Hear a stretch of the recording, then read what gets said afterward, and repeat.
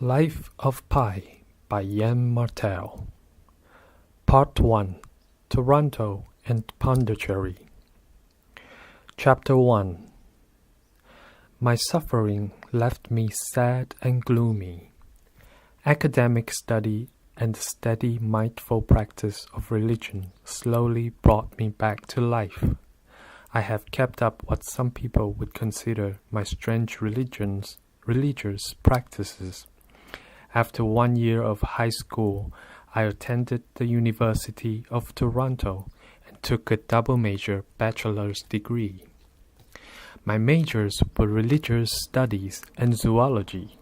My fourth-year thesis for religious studies concerned certain aspects of the cosmogony theory of Isaac Luria, the great 16th century Kabbalist from Suffolk. My zoology thesis was a functional analysis of the thyroid gland of the three-toed sloth. I chose the sloth because its demeanor, calm, quiet, and introspective, did something to soothe my shattered self. There are two-toed sloths and there are three-toed sloths, the case being determined by the forepaws of the animals, since all sloths have 3 claws on their hind paws. I had the great luck one summer of studying the three-toed sloth in situ in the equatorial jungles of Brazil. It is a highly intriguing creature. Its only real habit is indolence. It sleeps or rests on average 20 hours a day. Our team tested the sleep habits of 5 wild three-toed sloths by placing on their heads, in the early evening after they had fallen asleep, bright red plastic dishes filled with water. We found them still in place late the next morning, the water of the dishes swarming with insects. The sloth is at its busiest at sunset, using the word busy here in the most relaxed sense. It moves along the bough of a tree in its characteristic upside-down position at a speed of roughly 400 meters an hour. On the ground, it crawls to its next tree at the rate of 250 meters an hour. When motivated, which is 440 times slower than a motivated cheetah. Unmotivated, it covers 4 to 5 meters in an hour. The three-toed sloth is not well informed about the outside world. On a scale of 2 to 10, where 2 represents unusual dullness and 10 extreme acuity, BB 1926 gave the sloth's senses of taste, touch, sight, and hearing a rating of 2, and his sense of smell a rating of 3.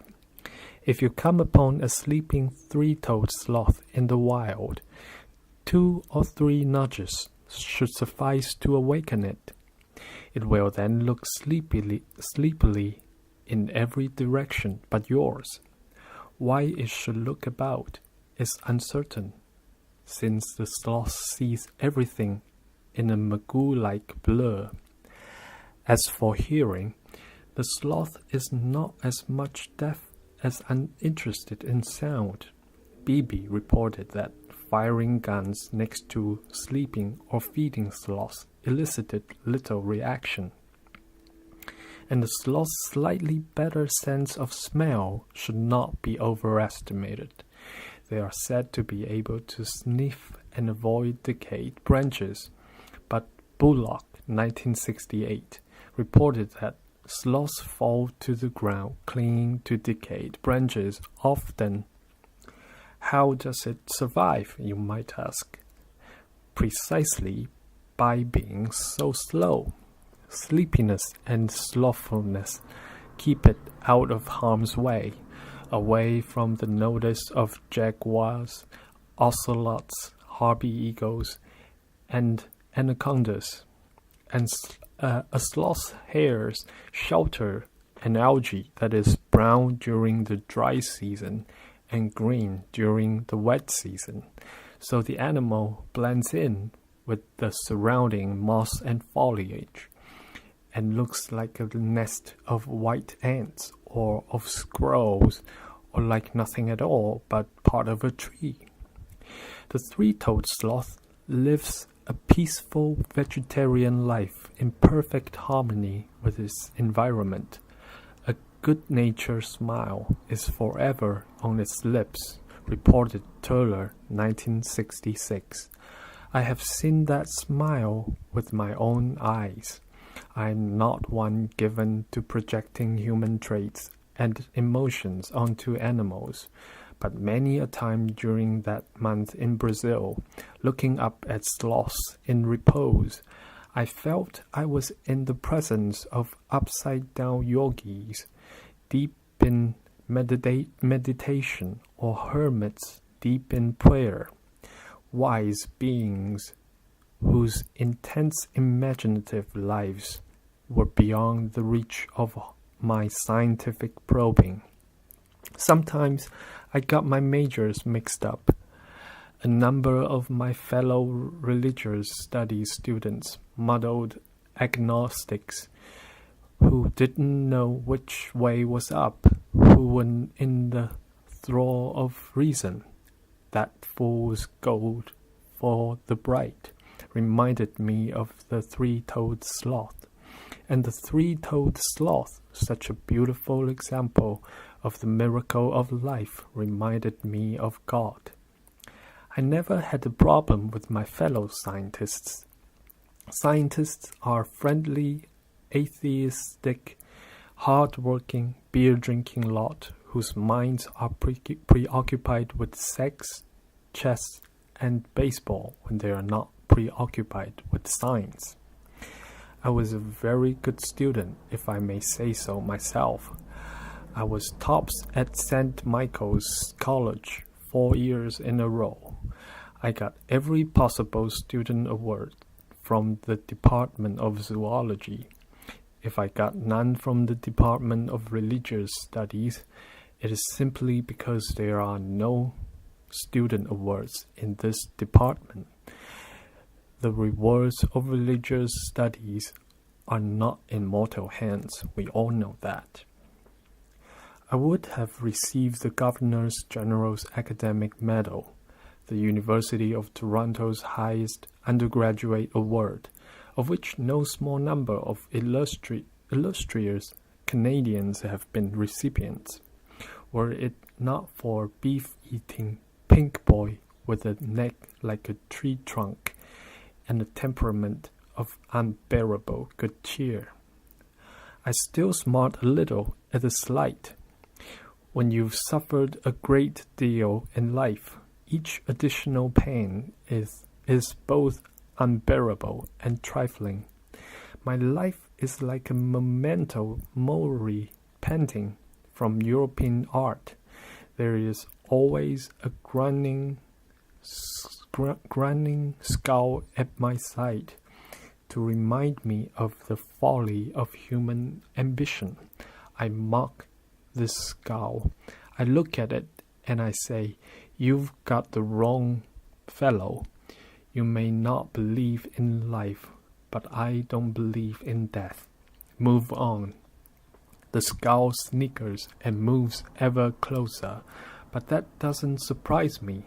The reason death sticks so closely to life isn't biological necessity, it's envy. Life is so beautiful that death has fallen in love with it, a jealous, possessive love that grabs what it can. But life leaps over oblivion lightly, losing only a thing or two of no importance. And gloom is but the passing shadow of a cloud. The pink boy also got the nod from the Rhodes Scholarship Committee. I love him, and I hope his time at Oxford was a rich experience. If Lakshmi, goddess of wealth, one day favors me bountifully. Oxford is 5th on the list of cities I would like to visit before I pass on, after Mecca, Varanasi, Jerusalem, and Paris. I have nothing to say of my working life, only that a tie is a noose, and inverted though it is, it will hang a man nonetheless if he's not careful. I love Canada. I miss the heat of India, the food, the house lizards on the walls, the musicals on the silver screen, the cows wandering the streets, the crows calling, even the talks of cricket matches. But I love Canada. It is a great country, much too cold for good sense, inhabited by compassionate, intelligent people with bad hairdos. Anyway, I have nothing to go home to in Pondicherry. Richard Parker has stayed with me. I have never forgotten him. Dare I say I miss him? I do. I miss him. I still see him in my dreams. They are nightmares mostly, but nightmares tinged with love. Such is the strangeness of the human heart. I still cannot understand how he could abandon me so unceremoniously, without any sort of goodbye, without looking back even once. That pen is like an axe that chops at my heart. The doctors and nurses at the hospital in Mexico were incredibly kind to me, and the patients too. Victims of cancer or car accidents, once they heard my story, they hobbled and wailed over to see me. They and their families, though none of them spoke English and I spoke no Spanish, they smiled at me, shook my hand, patted me on the head, left gifts of food and clothing on my bed. They moved me to uncontrollable fits of laughing and crying. Within a couple of days, I could stand, even make 2-3 steps, despite nausea, dizziness, and general weakness. Blood tests revealed that I was anemic and that my level of sodium was very high and my potassium low. My body retained fluids and my legs swelled up tremendously. I looked as if I had been grafted with a pair of elephant legs. My urine was a deep dark yellow going on to brown. After a week or so, I could walk just about normally, and I could wear shoes if I didn't lace them up. My skin healed, though I still have scars on my shoulders and back. The first time I turned the tap on, its noisy, wasteful, superabundant gush was such a shock that I became incoherent, and my legs collapsed beneath me, and I fainted in the arms of a nurse. The first time I went to an Indian restaurant in Canada, I used my fingers. The waiter looked at me critically and said, "Fresh off the boat, are you?" I blanched. My fingers, which a second before had been taste buds, savoring the food a little ahead of my mouth, became dirty under his gaze. They froze like criminals caught in the act. I didn't dare lick them. I wiped them guiltily on my napkin. He had no idea how deeply those words wounded me. They were like nails being driven into my flesh. I picked up the knife and fork. I had hardly ever used such instruments. My hands trembled. My sambar lost its taste.